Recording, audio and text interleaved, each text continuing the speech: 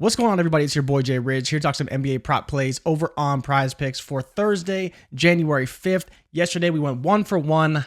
I'm sorry, guys. I'm really sorry Zach LaVine decided he did not want to hit any three-pointers, went 1 for 4. The volume wasn't there. Brooklyn, I don't know what the hell Brooklyn did, but they did not let Zach LaVine shoot. He was scared to shoot. He didn't score. He didn't hit three-pointers. He didn't do pretty much anything. But Ray did talk about Steven Adams' over rebounds at 14.5, and it was looking dicey early, but he got it done. 15 rebounds for Steven Adams, barely covered that over, so whether you got it on the books or you got it on Prizepicks, you made some money. But yeah, LaVine did let us down, so 1 for 1. I owe you guys today. Not a slate I'm loving, but a couple picks I do want to discuss, so let's dive into it right after the intro. For all the high-flying action, take a step back and relax. It's time to count that money, the NBA props. No look any further. You know what time it is. Presented by Prizepicks, NBA props. Let's count that money, man. All right, so we're starting with Jayson Tatum and Aaron Gordon. Now, this Jayson Tatum line may move. It's already been bumped up on the books to 38.5. So we will have to wait to see what happens there. I still like it either way, and we'll get into the data as to why. We'll start off the top with Jayson Tatum because, again, his line may move. Minus 130 on the books, depending on where you look. And on DK, as you've seen, already 38.5. So the main reason here, you see the consistency. Past two games, he didn't play very well. Obviously, against Oklahoma City, they got blown out, so you never want to see that for the Boston Celtics. But Jayson Tatum overall has been hitting this number quite a bit, and against Dallas, he hit 50. Main reason why is because he had 13 rebounds against Dallas, so a massive edge there. His line is 7.5, minus 130, and had 13 rebounds against Dallas. And then you look at the points, he scored 37 versus Dallas, and the main guy who will be out today is Dorian Finney-Smith. So Dorian Finney-Smith is our primary on-ball defender, especially for larger players. So the primary defender for Jayson Tatum. They're going to be playing a very small lineup with Luka, Dinwiddie, Hardaway, Bullock, and Christian Wood. Literally nobody on the court can guard Jayson Tatum, not to mention guard even Jaylen Brown. It could be a lot of points, and coming off that embarrassing loss to Oklahoma City, I do expect him to go over. We may see this line move on Prizepicks, but at 37.5, it is a very good line and very good value. You see they're 30th in power forward defense. I think that Tatum is going to absolutely destroy them. DFS is a great defender and a great on-ball defender. Without him, their defense will be very suspect. I expect Tatum to go nuclear in this game like a lot of people do. The points have already been juiced up to 31.5 on Prizepicks, so the value is kind of zapped out of that line, but the points and rebounds is still pretty good. You see the consistency. The past two games, he did struggle a little bit, but up against Dallas tonight, who doesn't rebound very well.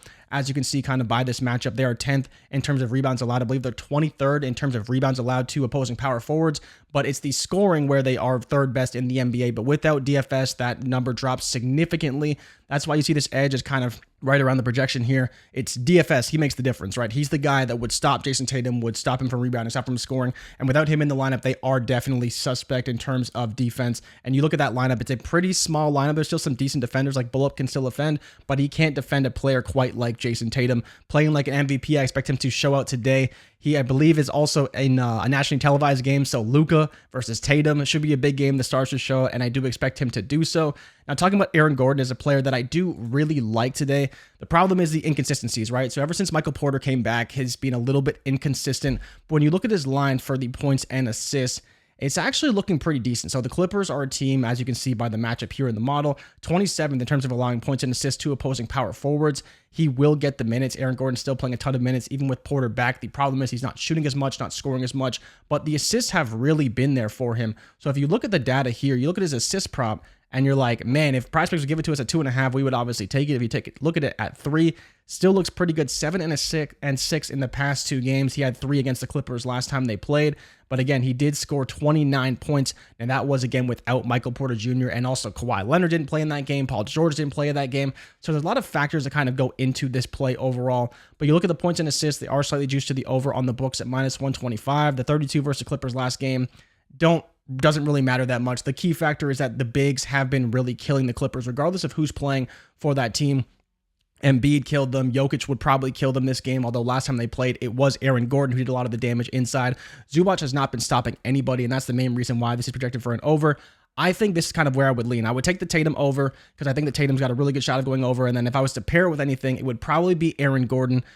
Again, there are concerns about Michael Porter, and he's been hitting his over in terms of his points, but Aaron Gordon, this is the matchup where it's not as good for Porter, where he will be guarded on the perimeter by potentially a Paul George or Kawhi Leonard. We'll see right now with the lineups. Paul George is a game time decision. Kawhi Leonard is expected to play. Marcus Morris, he's a pretty decent on-ball defender and can definitely be physical with a player like Michael Porter compared to Aaron Gordon, who can be physical inside, whether it's against Zubac, whether it's against Kawhi or Marcus Morris. He will be able to do damage inside, and that's the main reason why I would be taking a Gordon over a Michael Porter. So those are my 2 picks for the day, my power play of the day. Hopefully they can both cash. Jayson Tatum over 37.5 points and rebounds, and Aaron Gordon over 18.5 points plus assists. Both are minus 120 or better on the books right now. And like I mentioned, Jayson Tatum has a really good matchup now that Dorian Finney-Smith will not be playing. So if you tail, give Prizepicks hell, and if we fail, do not bail. We'll be back tomorrow with a loaded NBA slate, a little bit shorter today, not as many picks or bets that we like, but hopefully we cash, make some money tonight. Good luck, everyone. Make sure to drop us a like and subscribe for future content, and we'll see you guys tomorrow. I'm out. Peace.